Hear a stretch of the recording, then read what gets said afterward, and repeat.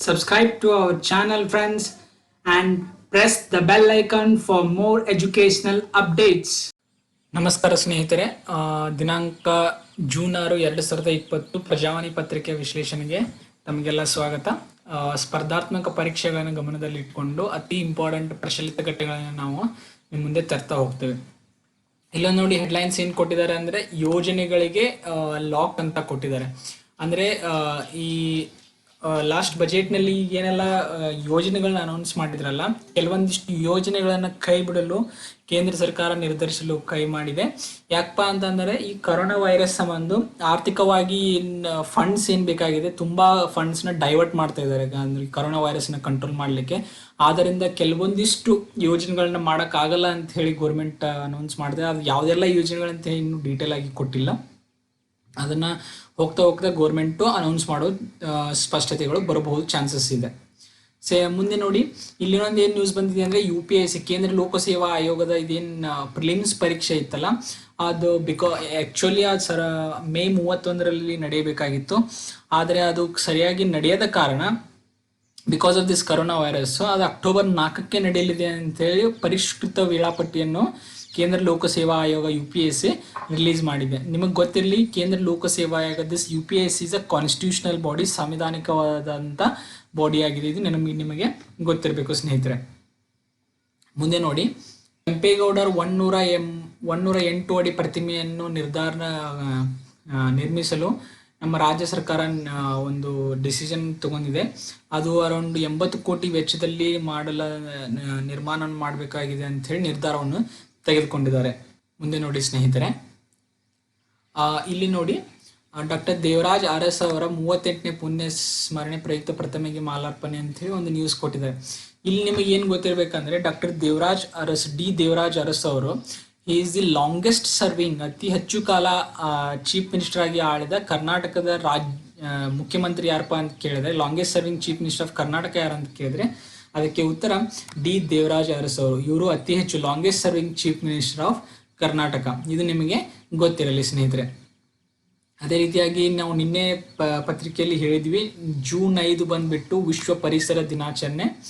So ಅಕಸ್ಮಾತ್ ನಿಮ್ಮ ಪರೀಕ್ಷೆಯಲ್ಲಿ ವಿಶ್ವ ಪರಿಸರ ದಿನಾಚರಣೆ ಯಾವಾಗ ಆಚರಿಸ್ತಾರೆ ಅಂದರೆ ದಟ್ ಈಸ್ ಜೂನ್ 5. ಅದೇ ರೀತಿಯಾಗಿ 2020 ಥೀಮ್ ಏನಾಗಿತ್ತಪ್ಪ ಅಂತಂದರೆ ದ ಟೈಮ್ ಫಾರ್ ನೇಚರ್ ಅನ್ನೋದು ನಿಮಗೆ ಗೊತ್ತಿರಲಿ. ಇಲ್ಲಿ ನೋಡಿ, ಸ್ವಯಂ ಚಾಲಿತ ನೀರಾವರಿ ವ್ಯವಸ್ಥೆ ಅಳವಡಿಸಿಕೊಂಡ ದೇಶದ ಮೊದಲ ನಿಲ್ದಾಣ ಅಂತಿದೆ. ಯಾವ್ದಪ್ಪ ಅಂತಂದ್ರೆ ಅದು ಕೆಂಪೇಗೌಡ ಇಂಟರ್ನ್ಯಾಷನಲ್ ಏರ್ಪೋರ್ಟ್. ಆಯ್ತಾ, ಇಲ್ಲಿ ಏನಂತಂದ್ರೆ ಸ್ಮಾರ್ಟ್ ಸ್ವಯಂ ಚಾಲಿತ ನೀರಾವರಿ ವ್ಯವಸ್ಥೆ, ಈ ಒಂದು ವ್ಯವಸ್ಥೆಯನ್ನು ದೇಶದಲ್ಲಿ ಮೊದಲ ಬಾರಿಗೆ ಅಳವಡಿಸಿಕೊಂಡಂತ ಫಸ್ಟ್ ಏರ್ಪೋರ್ಟ್ ಯಾವುದಂತ ನಿಮ್ಗೆ ಅಕಸ್ಮಾತ್ ಕೇಳಿದ್ರೆ that would be Kempegowda international airport, KIA, Kempegowda international airport. ಅದು ನಿಮಗೆ ಗೊತ್ತಿರಲಿ ಸ್ನೇಹಿತರೆ. ಒಂದು ಆರ್ಟಿಕಲ್ ಕೊಟ್ಟಿದ್ದಾರೆ, ಕ್ರೌರ್ಯವನ್ನು ಮೆಟ್ಟುವುದು ಹೇಗೆ ಅಂತ ಹೇಳಿದೆ. ಅಂದರೆ ಒಬ್ಬ ಮಾನವನಲ್ಲಿ ಎಲ್ಲ ಗುಣಗಳು ಇರ್ತವೆ. ಸಹನಾ ಗುಣ ಇರುತ್ತೆ, ಅವನಲ್ಲಿ ಸಿಟ್ಟು ಬರೋದಿರುತ್ತೆ, ಕ್ರೌರ್ಯ ಅನ್ನೋದು ಕೂಡ ಒಂದು ಇದಿರುತ್ತೆ. ಆ ಕ್ರೌರ್ಯವನ್ನು ನಮ್ಮ ಮಾನವನಲ್ಲಿ ಅದು ಹೊರ ಬೀಳದಾಗಿ ಅದನ್ನು ಯಾವ ರೀತಿ ತಡೆಗಟ್ಟಬಹುದು.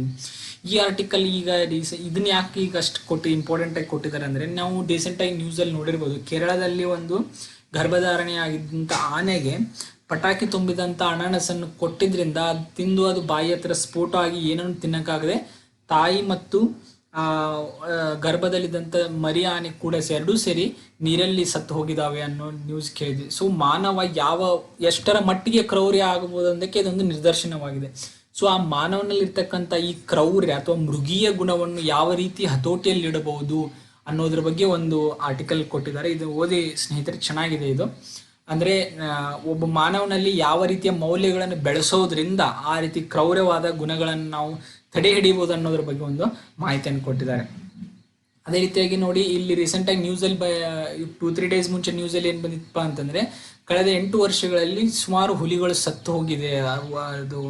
ಅದು ನಾರ್ಮಲ್ ರೀಸನ್ಸ್ ಆಗಿರ್ಬೋದು, ಅಥವಾ ಬೇಟೆ ಆಗಿರ್ಬೋದು, ಅಥವಾ ಇನ್ಯಾವುದೇ ರೀಸನ್ಗಳಿಂದ ಹುಲಿಗಳು ಸಾವು ಬರ್ತಾ ಇದೆ. ಅದ್ರ ಬಗ್ಗೆ ಒಂದು ಚಿಕ್ಕ ಆರ್ಟಿಕಲ್ ಕೊಟ್ಟಿದ್ದಾರೆ.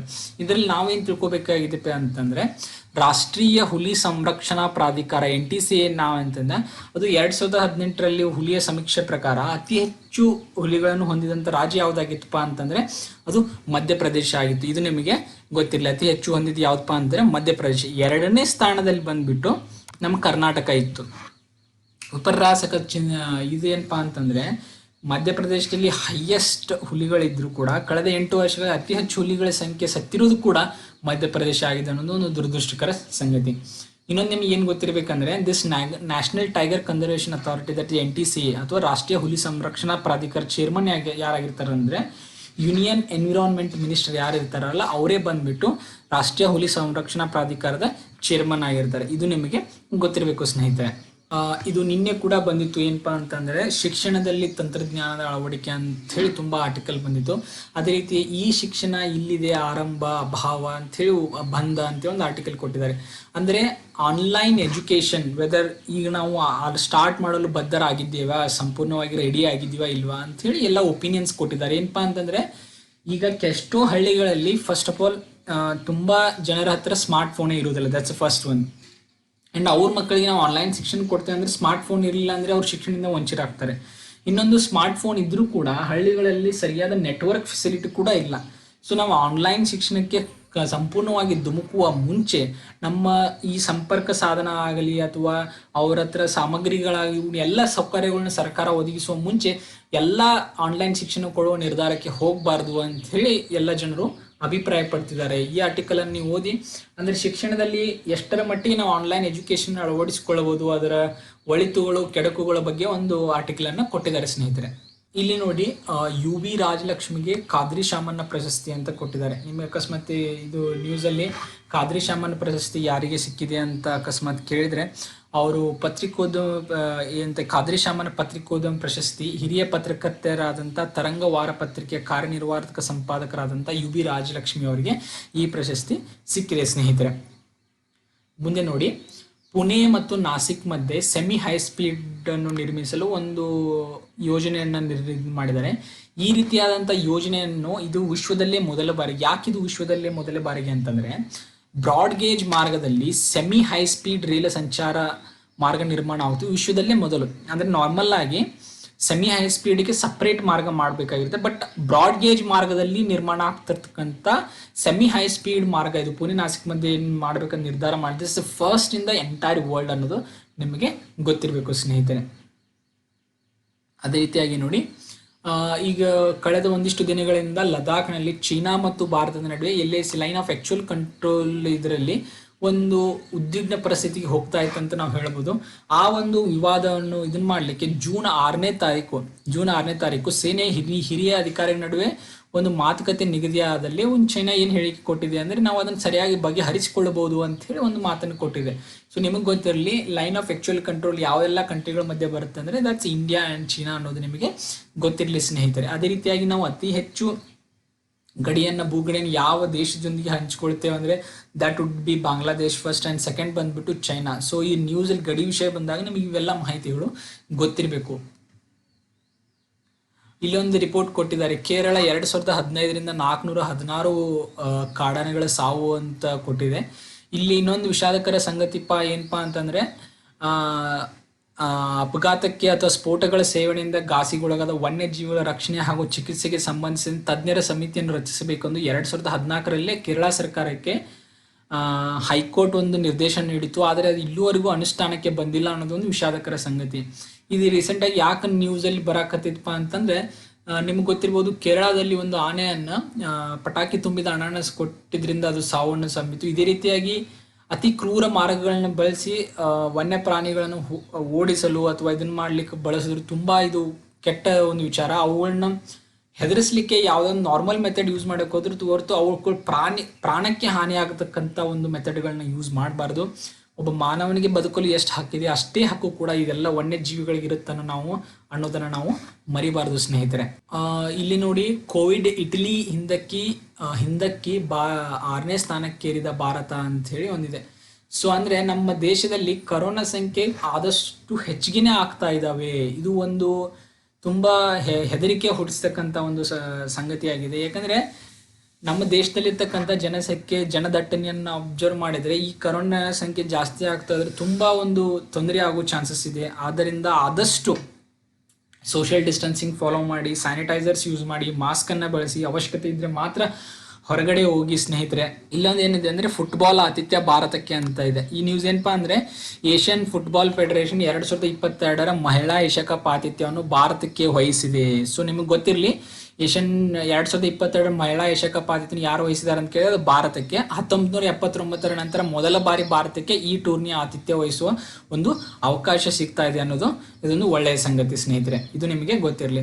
ಇನ್ನೊಂದು ನ್ಯೂಸ್ ನೋಡಿ, ಕಿರಣ್ ಶಾಗೆ EY ಪ್ರಶಸ್ತಿ. ಇದು ತುಂಬಾ ಇಂಪಾರ್ಟೆಂಟ್ ನ್ಯೂಸ್. ಜೈವಿಕ ತಂತ್ರಜ್ಞಾನ ಕಂಪನಿಯಾದಂಥ ಬಯೋಕಾನ್ ಅಧ್ಯಕ್ಷರಾದಂಥ ಕಿರಣ್ ಮಜುಮ್ದಾರ್ ಶಾ ಅವರಿಗೆ 2020ನೇ ಸಾಲಿನ ಪ್ರತಿಷ್ಠ ಅರ್ನ್ಸ್ ಅಂಡ್ ಯಂಗ್ ಜಾಗತಿಕ ಉದ್ಯಮಿ ಪ್ರಶಸ್ತಿಗೆ ಇವರು ಭಾಜನರಾಗಿದ್ದಾರೆ. ಇದು ಏನಂದ್ರೆ 11 ದೇಶಗಳ 46 EY ವರ್ಷದ ಉದ್ಯಮಿ ಪ್ರಶಸ್ತಿ ಪುರಸ್ಕೃತರ ಪೈಕಿ ಇವರಿಗೆ ಜಾಗತಿಕ ಪ್ರಶಸ್ತಿ ಬಂದು ಒದಗಿದೆ. ಇದು ಯಾಕೆ ಇಂಪಾರ್ಟೆಂಟ್ ಆಗತ್ತಪ್ಪ ಅಂತಂದ್ರೆ, ಈ ಪ್ರಶಸ್ತಿ 20 ವರ್ಷಗಳ ಇತಿಹಾಸದಲ್ಲಿ ಈ ಗೌರವಕ್ಕೆ ಪಾತ್ರರಾದ ದೇಶದ ಮೊದಲ ಮತ್ತು ವಿಶ್ವದ 2ನೇ ಮಹಿಳೆಯವರು ಇದಾಗಿದ್ದಾರೆ. ಪ್ರಶಸ್ತಿ ಪಡೆದ 3ನೇ ಭಾರತೀಯರು ಕೂಡ ಇವರಾಗಿದ್ದಾರೆ. ಮೊದಲು ಯಾರ್ಯಾರಪ್ಪ ಅಂತಂದ್ರೆ ಕೊಟಕ್ ಮಹೀಂದ್ರಾದ ಉದಯ್ ಕೋಟಕ್ ಹಾಗೂ ಅವರಿಗೆ 2014ರಲ್ಲಿ ಹಾಗೂ ಇನ್ಫೋಸಿಸ್ನ ಸಹ ಸಂಸ್ಥಾಪಕರಾದಂಥ ನಾರಾಯಣ್ ಮೂರ್ತಿ ಅವರು 2005ರಲ್ಲಿ ಈ ಗೌರವಕ್ಕೆ ಪಾತ್ರರಾಗಿದ್ದು ನೆನಪಲ್ಲಿ ಸ್ನೇಹಿತರೆ. ಅಕಸ್ಮಾತ್ ನಿಮಗೆ ಪ್ರಶ್ನೆ ಕೇಳಿದ್ರೆ 2020ರ EY ಉದ್ಯಮಿ ಪ್ರಸಿದ್ಧ ಭಾರತೀಯರಾದಂಥ ಯಾರಿಗೆ ಸಿಕ್ಕಿದೆಪ್ಪ ಅಂತಂದ್ರೆ ಕಿರಣ್ ಮಜುಮ್ದಾರ್ ಶಾ ಅವರಿಗೆ ಈ ಪ್ರಶಸ್ತಿ ಸಿಕ್ಕಿದೆ ಸ್ನೇಹಿತರೆ. ಸೊ ಇದಿಷ್ಟು ಎಕ್ಸಾಮ್ ಇಂಪಾರ್ಟೆಂಟ್ ಕರೆಂಟ್ ಅಫೇರ್ಸ್ ನಾವು ಕವರ್ ಮಾಡಿದ್ದೇವೆ. ಇದೇ ರೀತಿ ಪ್ರತಿ ದಿನದ ಪ್ರಜಾವಾಣಿ ಪೇಪರ್ ವಿಶ್ಲೇಷಣೆ ನಿಮ್ಮ ಮುಂದೆ ಬರ್ತಾ ಇರ್ತೇವೆ. ನಮ್ಮ ಪ್ರಯತ್ನ ನಿಮಗೆ ಇಷ್ಟ ಆದಲ್ಲಿ please subscribe to our channel and press the bell icon for more